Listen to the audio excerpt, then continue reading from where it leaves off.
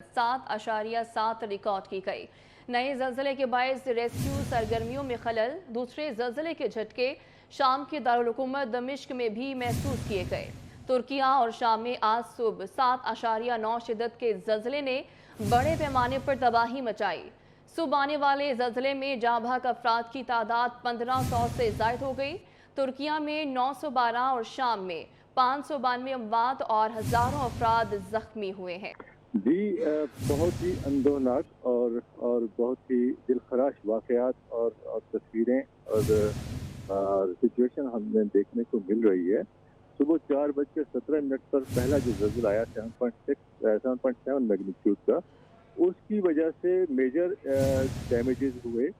फिर जो after shock का एक ना रुकने वाला सिलसिला शुरू हुआ जो कि 6.6, 6.5 मैग्नीट्यूड के थे, उनकी वजह से जो बिल्डिंग्स पहले मेजर अर्थक्वेक में डैमेज हुई थी या उनको जो है ना वो हल्का फुल्का नुकसान पहुंचा था, उनकी वजह से वो कोलैप्स हो गई फर्दर जो आफ्टर शॉक की वजह से। तो मेजर जो डैमेजेस हुए वो अर्ली मॉर्निंग में हो गए थे, जिसमें अब तक ये इतलात के मुताबिक 1000 से ऊपर लोग जाँ बहक हो चुके हैं और हमारे पास जख्मियों की तादाद इज नॉर्मल। लाइक हमारे पास जो तादाद आ रही है वो 5300 के करीब है, जबकि बिल्डिंग जो डैमेज हुई हैं वो 3000 के करीब हैं। ये सिर्फ तुर्की का आपको टॉल बता रहा हूँ।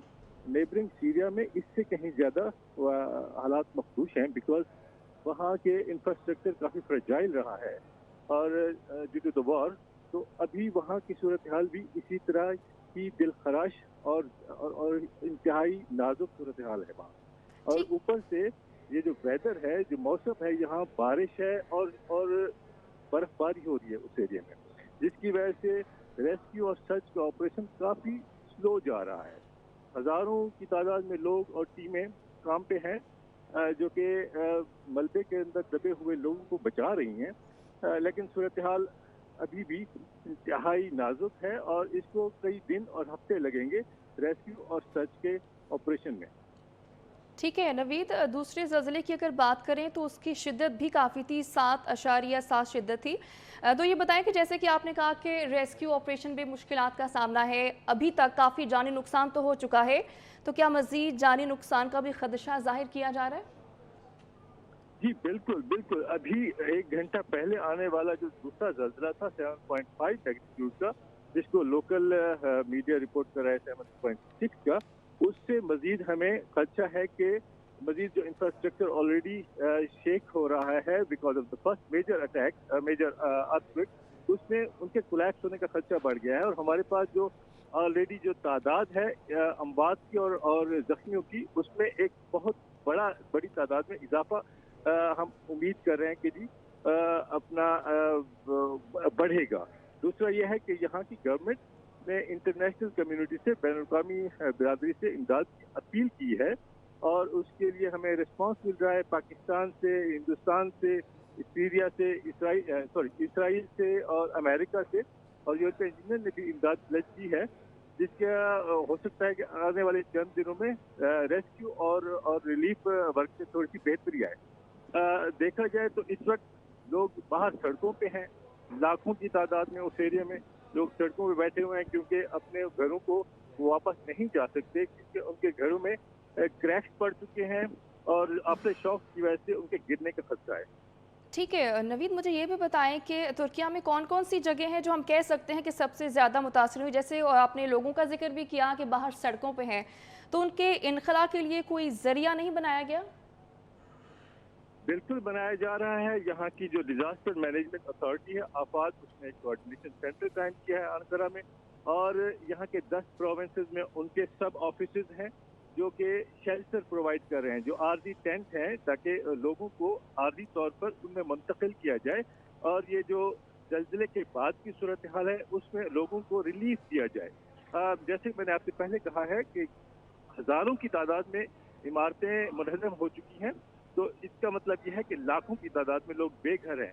तो लाखों लोगों को अकोमोडेट करना, उनको फैसिलिटेट करना और उनको इस सर्द मौसम में गर्म रखने का जो चैलेंज है वो बहुत बड़ा है।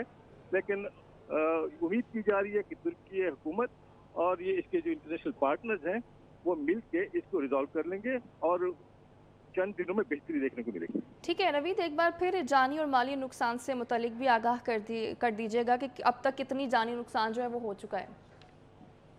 1,000 से ऊपर लोग हलाक हो चुके हैं सिर्फ तुर्की में, और 5,300 से ज्यादा जख्मी हैं। यहाँ ये बताना चाहूँगा कि यहाँ की जो आफात डिजास्टर मैनेजमेंट अथॉरिटी है, उसका क्विक रिस्पांस का आप स्केल चेक कीजिए कि विद इन फ्यू आवर्स, पहले 3 घंटे के अंदर अंदर इन्होंने 2,400 लोगों को मलबे से बचा लिया है, मलबे से जिंदा निकाल दिया है। दूसरी बात, ये जो हमारे नेबरिंग सीरिया है, शाम है, वहाँ की सूरत हाल भी मखदूश है। वहाँ क्योंकि डिजास्टर मैनेजमेंट अथॉरिटी ना होने के बराबर है, लोग वहाँ ज्यादा डेस्परेट कंडीशन में है, वहाँ इंफ्रास्ट्रक्चर फ्रेजाइल था, तो वो ज्यादा वहाँ हलाकतें और नुकसान का खदशा है। लोग वहाँ भी सड़कों पे हैं और खुले आसमान के नीचे बैठे हुए हैं। ठीक है, अमरीकी जियोलॉजिकल सर्वे के मुताबिक क्या कहा गया है कि आप जैसे कि आपने बताया कि आफ्टर शॉक्स का सिलसिला जारी है, क्या ये सिलसिला मजीद जारी रहेगा? जी, अभी तक तो हमारे पास 100 के करीब आफ्टर शॉक्स आ चुके हैं। यूएसजीएस से जो अर्थक्वेक का जो मैग्नीट्यूड बताई थी वो 7.9 थी, लेकिन जो लोकल अथॉरिटी है जो जल्जले को और डिजास्टर को देखती है, उनने इसको 7.7 पे रखा था, जो पहला जल्जला था। दूसरे को उन्होंने 7.6 मैग्नीट्यूड बताया है, और जो अर्थक्वेक के आफ्टर शॉक्स हैं वो 100 के करीब आ चुके हैं, जिनका सिलसिला आने वाले चंद दिनों तक रहने का इम्कान है। ठीक है नवीद, कुछ रेस्क्यू ऑपरेशन से मुतालिक भी बताएगा कि आपने जैसे कि कहा कि मुश्किलात का सामना तो यकीनी तौर पर है, लेकिन अंदाजन क्या कह सकते हैं कि रेस्क्यू ऑपरेशन कब तक मुकम्मल होगा? देखिए, जहाँ की टीमें they are racing with the time, क्योंकि वक्त बहुत कम है, विंडो बहुत कम है वक्त की। इनको आने वाले 7 दिनों के अंदर अंदर सर्च और रेस्क्यू कंप्लीट करना है, उसके बाद फिर रिहेबिलिटेशन की तरफ जाएंगे। तो जैसे मैंने अभी पिछले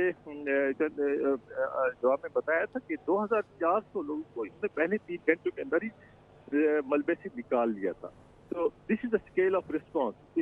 इतने बड़े स्केल पर ये रिस्पॉन्स कर रहे हैं, तो उम्मीद की जा रही है कि ये सूरत हाल काफी बेहतर हो जाएगी आने वाले 24 से 48 घंटों के अंदर अंदर। ठीक है नवीद खान, आप हमें अपडेट करें थे, बहुत शुक्रिया आपका।